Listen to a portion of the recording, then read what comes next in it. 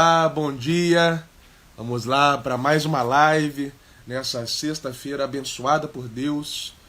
E glória a Deus, porque nós acordamos, porque o ar está entrando aqui nos nossos pulmões e Deus nos deu mais um dia de vida, mais uma oportunidade de sermos mais parecidos com Jesus e anunciarmos o Evangelho e pregarmos a palavra.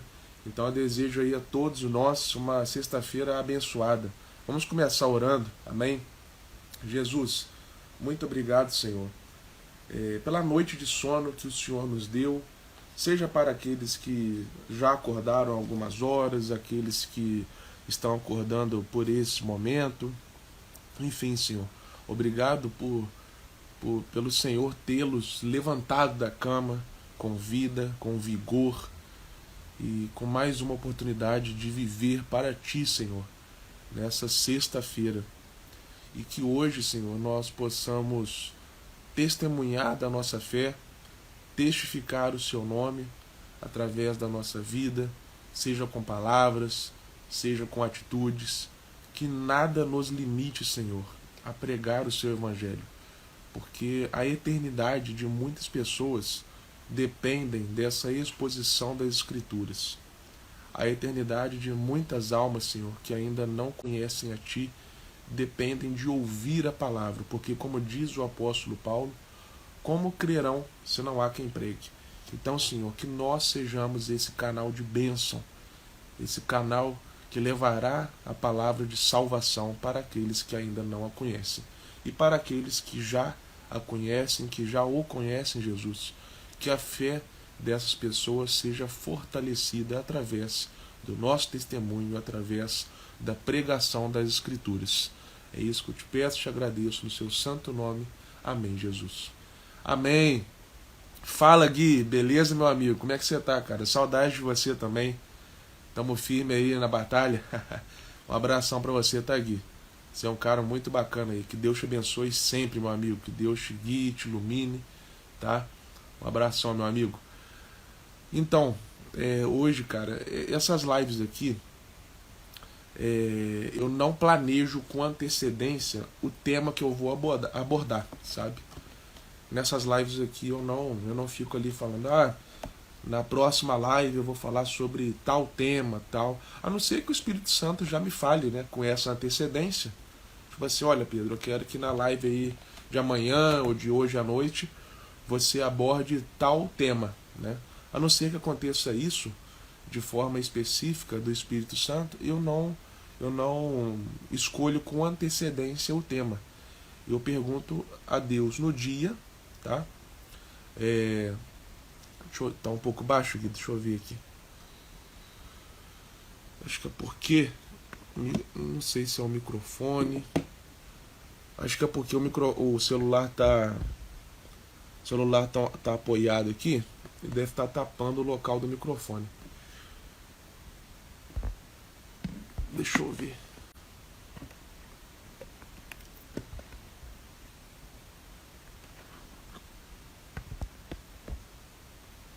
Aí, vê se melhorou. Vê se melhorou um pouco, que eu botei o telefone aqui no suporte. Então, eu não escolho os temas das lives com certa antecedência, né?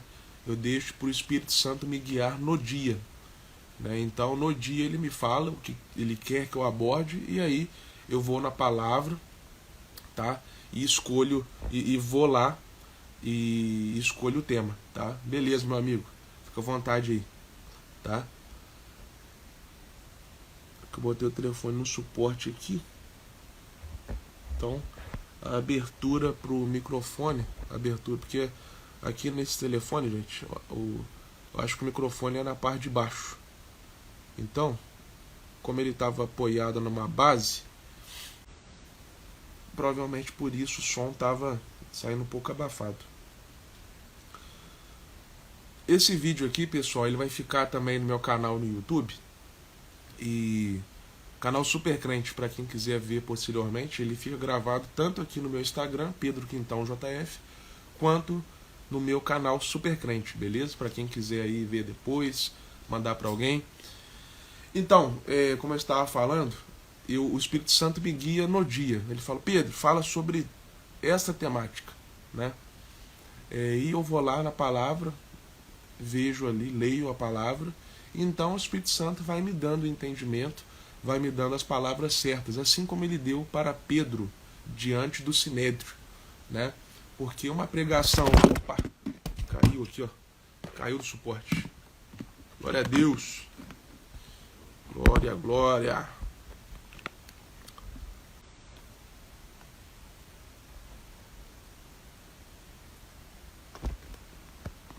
Só um minutinho que já vamos continuar. Amém.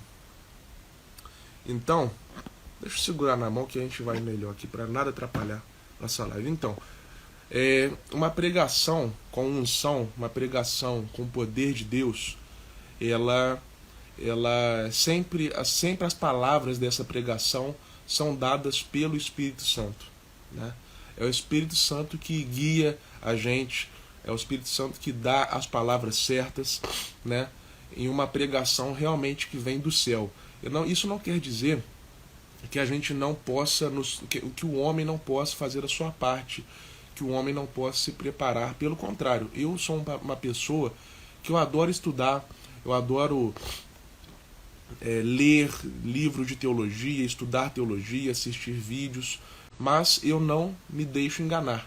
Quem dá as palavras certas é o Espírito Santo. Quem fala aos corações é o Espírito Santo. Então, por isso que eu tenho esse hábito de, pelo menos aqui nas lives, não escolher com antecedência o tema que vai ser abordado, mas sim deixar ali para Deus me guiar. E hoje eu quero falar com vocês sobre Gálatas capítulo 2, versículo 20, tá? Gálatas capítulo 2, versículo 20. Olha só o que o apóstolo Paulo escreve. Fui crucificado juntamente com Cristo, e, desse modo, já não sou eu quem vive, mas Cristo vive em mim. E essa nova vida que agora vivo no corpo, vivo-a exclusivamente pela fé no Filho de Deus, que me amou e se sacrificou por mim. Então, uma ênfase nessa parte aqui. Fui crucificado juntamente com Cristo, e, desse modo, já não sou eu quem vive, mas Cristo vive em mim. Então, olha só o que o apóstolo Paulo fala, em Gálatas capítulo 2, versículo 20. Paulo fala que ele foi crucificado com Jesus. O que significa isso? Bom, Jesus morreu a morte de cruz.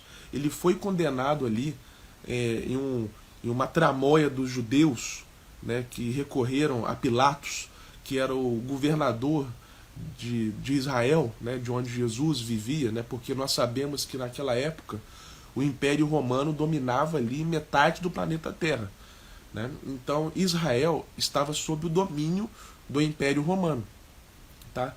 Então somente quem podia dar essa condenação à morte, essa condenação para a cruz, era Roma, tá? Então os judeus, eles recorreram ali a Pilatos, que era o governador romano de Israel, para falar, olha, esse Jesus aí, esse tal de Jesus, esse Nazareno, esse filho de José e Maria, esse carpinteiro, ele está causando problemas aí, né? Ele é um cara que vai tumultuar Roma. Porque olha só, a insatisfação dos judeus, na verdade, era contra vamos colocar, o que eles chamavam de blasfêmias de Jesus. Porque Jesus, ele já tinha dito que era anterior a Abraão, certo? Jesus já tinha afirmado que ele poderia perdoar pecados. Então os judeus estavam ali extremamente insatisfeitos com Jesus. Então os judeus, eles estavam acusando Jesus de blasfêmia, né? Porque Jesus, ele estava se dizendo Deus. Essa era a verdade, né? E os judeus não estavam gostando nem um pouco disso. Mas, se os judeus chegassem ali para Pilatos e acusassem Jesus simplesmente de falhas teológicas, de blasfêmias, Pilatos ia falar assim, cara, problema de vocês. O que eu tenho a ver com a religião de vocês? Eu tenho coisa aqui mais importante para resolver. Seria mais ou menos assim que Pilatos ia falar. Porém, o que os judeus ali, de uma maneira muito astuta, fizeram? Eles começaram a acusar Jesus de causar uma desordem social. Por quê? A Páscoa estava chegando, né?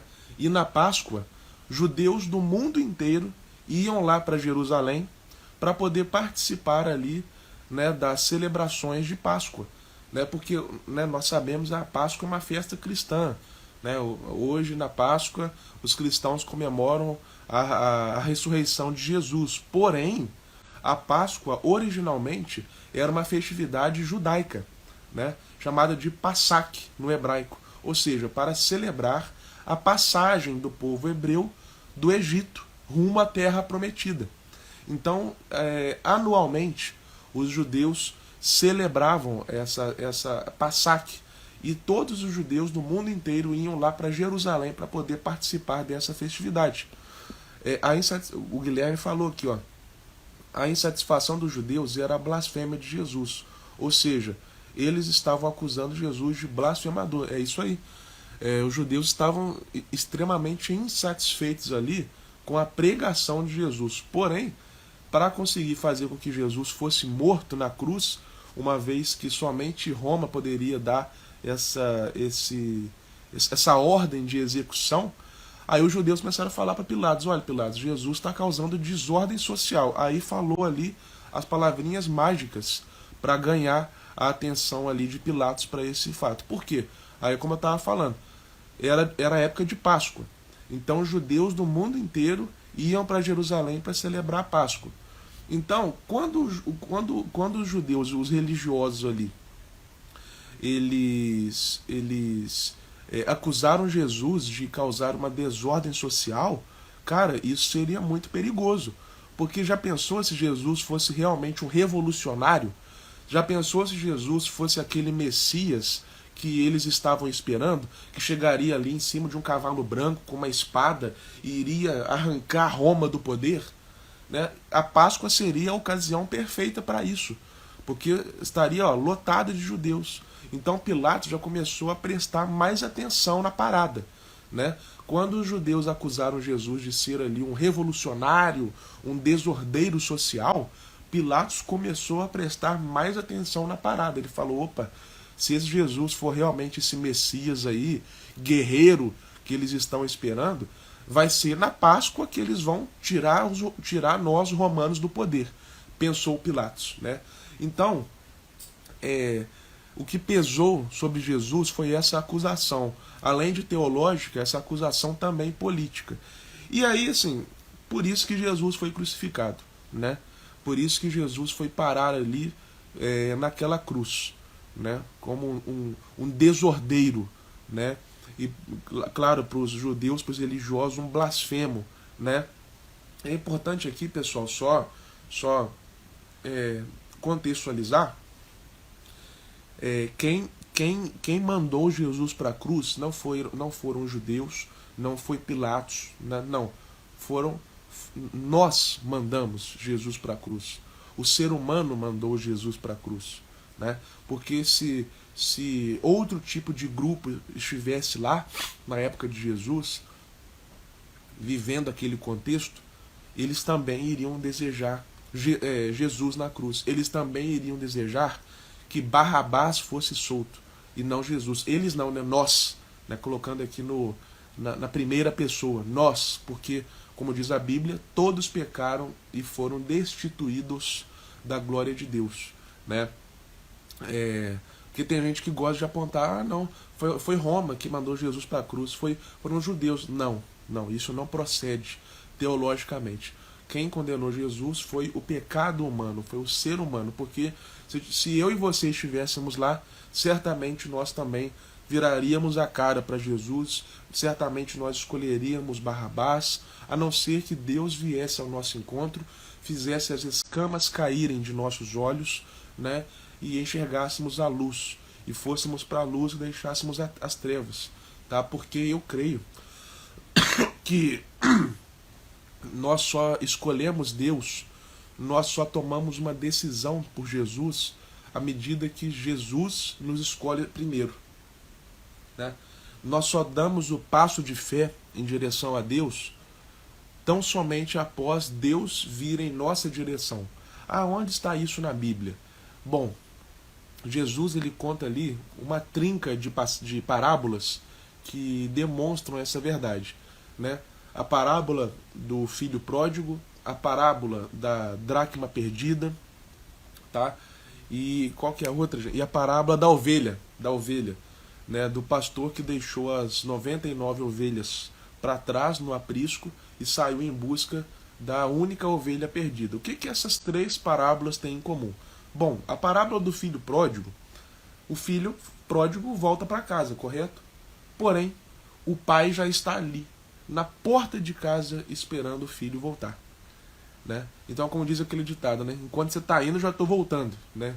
Poderia Deus falar para nós. A parábola da dracma, ou da moeda perdida, é a dona da casa, né? É a mulher que vai atrás da dracma perdida. Ou seja, a atitude, né, ativa do sujeito em relação ali ao objeto. A parábola do pastor, que deixa as 99 ovelhas para trás e ele vai atrás da ovelha perdida. Ou seja, não é a ovelha perdida que vai atrás dele. Então, qual é a moral da história?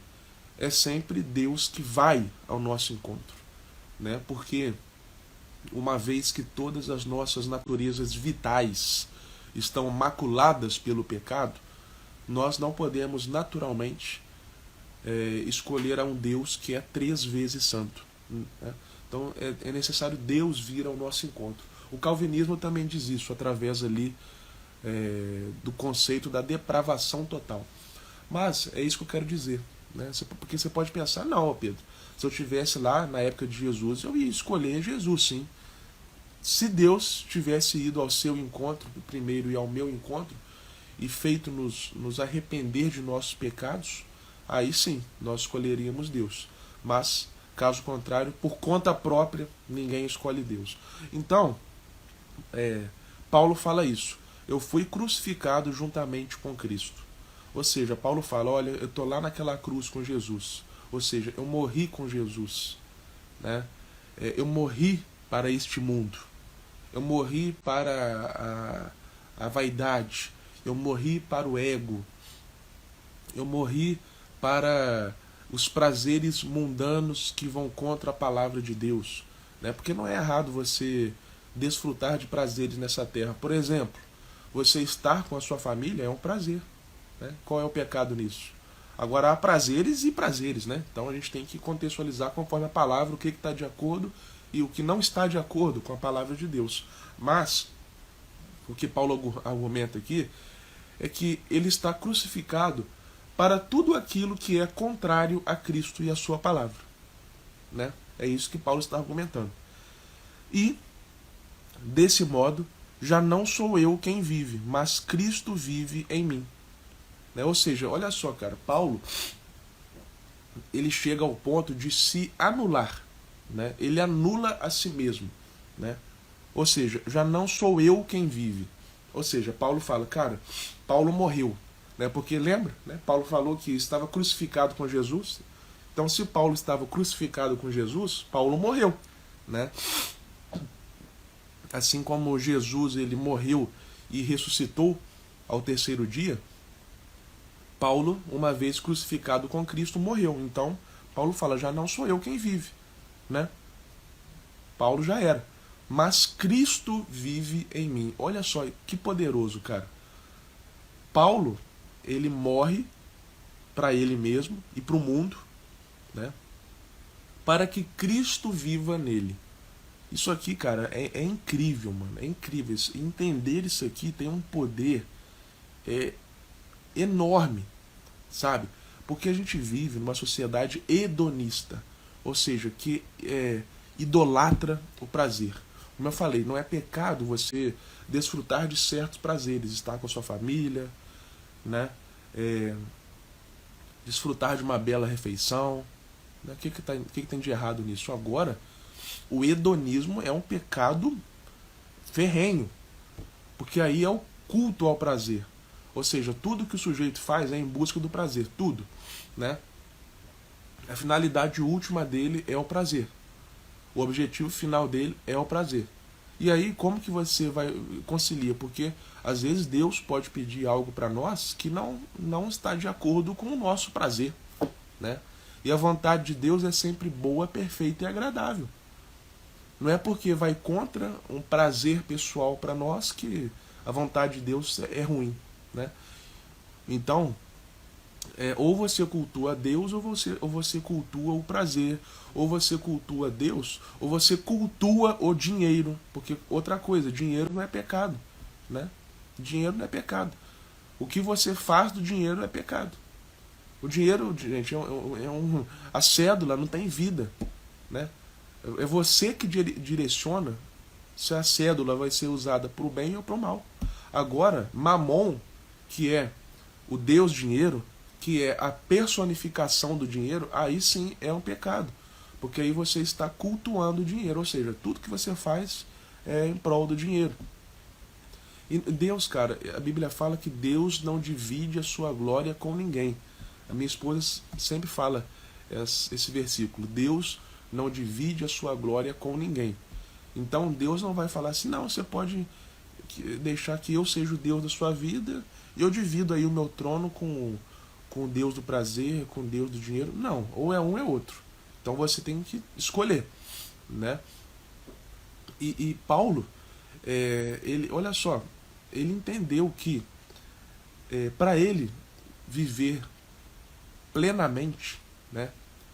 Para ele viver de verdade, para ele viver em toda a sua plenitude, Paulo não tinha que olhar para si no espelho, né? Espelho, espelho meu, né? Paulo entendeu que não tinha que olhar primeiramente para dentro de si. Não. Paulo entendeu que ele tinha que olhar para a cruz primeiro. Aí sim, talvez posteriormente, ele poderia fazer uma introspecção, né, e descobrir em si, em seu coração, a morada de Deus, né? E descobrir em si todas as situações que Deus de alguma forma já tinha falado com ele. Mas o primeiro olhar é voltado para a cruz e não para si mesmo, entende? Então Paulo, ele descobriu que a sua identidade estava em Jesus, né? O segredo da sua identidade não estava em ele sair igual, sabe, um louco. Eu tenho que descobrir quem eu sou e tal. Aí o cara vai lá, pá. Não. Quer descobrir a sua identidade? Olhe para Jesus, né? Olhe para Jesus que você vai descobrir direitinho quem você é. E Paulo, ele, à medida que ele descobre isso, ele chega à conclusão que a vida verdadeira, a vida plena, não consiste numa autoafirmação do eu. Paulo descobre que a vida plena não consiste em ele se autoafirmar, né? Eu sou Paulo, eu sou o cara, né? Eu tenho tais diplomas, eu tenho X reais na minha conta bancária, eu visto a roupa de tal marca. Não. Paulo descobriu que para ele viver a vida verdadeira, para ele viver uma vida plena, para ele cumprir o seu propósito, para ele descobrir a sua identidade, Paulo tinha que morrer para Cristo viver. Paulo tinha que morrer naquela cruz para que então Cristo vivesse nele. Cara, isso é muito forte, porque quantas pessoas hoje elas não padecem por causa da opinião dos outros, por exemplo? Quantas pessoas não estão com medo de fazer isso ou com medo de fazer aquilo, não estão estagnadas por causa do julgamento alheio? O que vão dizer de mim? Ou, olha o que já disseram de mim. Eu até falei aqui em uma ocasião que às vezes Deus já te perdoou, até as pessoas já te perdoaram, só que você mesmo não se perdoou. Às vezes você cometeu um erro, seja ontem, seja 10 anos atrás, e você fica com aquele erro na sua cabeça. Ai, meu Deus, cometi esse erro e tal. Ai, as pessoas vão lembrar disso, as pessoas vão rir da minha cara, as pessoas vão me julgar, as pessoas vão me apontar o dedo. E daí o que as pessoas vão dizer? Você está morto para você mesmo, o seu nome não importa. O que vão dizer de mim, o que vão dizer do Pedro, não estou nem aí, cara. Eu quero é que Cristo viva em mim. Ah, mas aí vão falar mal de Cristo em você também. Tá, aconteceu, falaram mal, não apenas falaram mal de Jesus, mas condenaram Jesus para a morte. Então faz parte do processo. O que não pode acontecer é isso parar a missão. Gente, chamaram Jesus de endemoniado. Falaram que Jesus operava os milagres dele por intermédio de Beelzebu. Olha só, cara. Chamaram Jesus de glutão. Entende? Falaram poucas e boas sobre Jesus. Vê se alguma dessas poucas e boas parou Jesus. Chamaram Jesus de louco. Até a família de Jesus chegou a se preocupar com a saúde mental dele. Chamaram Jesus de louco. Vê se isso parou Jesus. Não. Não parou, cara. Ele continuou, ele foi até o fim, ele cumpriu a missão dele fielmente e firmemente. Então o que importa o que as pessoas estão falando de mim, de você? O que importa isso? Se elas falarem mal, elas vão falar mal do Cristo que há em nós. E também faz parte. Falaram mal de Jesus quando ele estava aqui encarnado nessa terra. Falam mal de Deus até hoje, blasfemam contra Deus até hoje. Você quer o quê? Que todo mundo bata a palma? Não existe isso, cara. Sabe? Bater palma, ser recebido com as devidas glórias, com a coroa, só no céu. A Bíblia fala que vai acontecer isso, que nós receberemos o nosso galardão. Nós seremos coroados ali. Tem uma história de um casal de missionários que eles ficaram 50 anos no campo missionário. 50 anos no campo missionário. Né? Uma vida dedicando-se aí à obra do reino. E eles foram jovens e retornaram para casa já com certa idade, né? Pois bem, eles esperavam, né, rumo à casa deles, que, nossa, quando eles chegassem, eles seriam recebidos ali com toda a pompa do mundo, né? Com toda a cerimônia, né? Seriam recebidos ali, aclamados. Nossa, o casal de missionários, né? Que ficou 50 anos aí no campo, sabe? Então eles estavam esperando ali uma festa magnífica, né? Uma honraria magnífica. E aí chegaram lá, não tinha ninguém no aeroporto esperando eles. Olharam para o lado, olharam para o outro, tal. Não tinha ninguém esperando eles. Não tinha festa, não tinha honraria, né? Aí, foi aí que Deus falou com eles por meio dessa situação. Deus falou assim, olha, a vida de vocês não acabou. Vocês ainda não chegaram aqui no céu para receber o galardão que vocês merecem. Então, cara, não espere reconhecimento. Você pode até ter. Pode até ser que você tenha reconhecimento, né? Homenagem. Isso não é pecado nem nada, né? Pode até ser que você tenha. Mas a ausência disso não significa absolutamente nada, né? Quantos heróis da fé morreram sem ter o devido reconhecimento? Quantos heróis da fé morreram sem nunca receberem um aplauso? Então, isso não quer dizer nada, assim, no sentido de a ausência de reconhecimento não quer dizer que você não é alguém importante para Deus, ou que você não está cumprindo o seu propósito, cumprindo a sua missão, certo? Então, Paulo é claro, já não sou eu quem vive, mas Cristo vive em mim. E essa nova vida que agora vivo no corpo, vivo-a exclusivamente pela fé no Filho de Deus. Ou seja, Paulo não está esperando ele chegar na glória para ir, agora Jesus, agora estamos juntos. Não. Essa vida que vivo no corpo, essa vida que vivo na carne, né? É agora, é já. O reino de Deus começa agora. O reino de Deus começa aqui, nessa terra, né? Não tem que esperar morrer para encontrar com Deus. Encontre com Deus hoje no seu quarto, né? Então é isso que Paulo está dizendo. Então, cara, isso traz uma paz no coração, sabe? A gente pode parecer estranho, nossa, morrer para nós mesmos, tal, que isso, cara? É a coisa que mais vai trazer paz para você, morrer para você mesmo e deixar Cristo resplandecer em você, mano.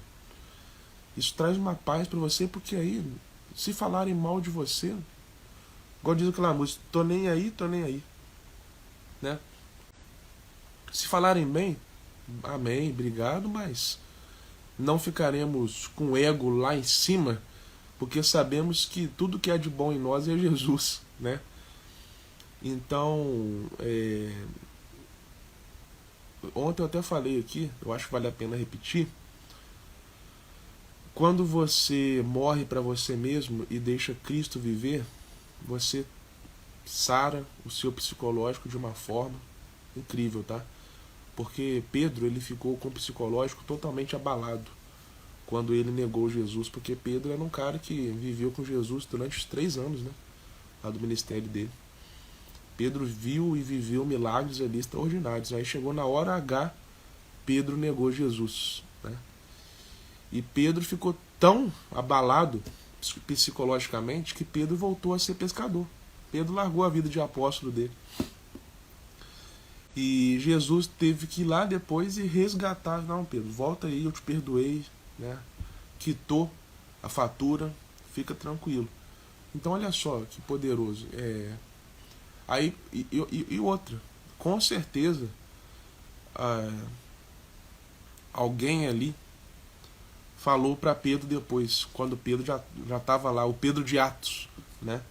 Não, você está pregando sobre Jesus, mas você não negou Jesus? Você não falou que não conhecia ele? Tal?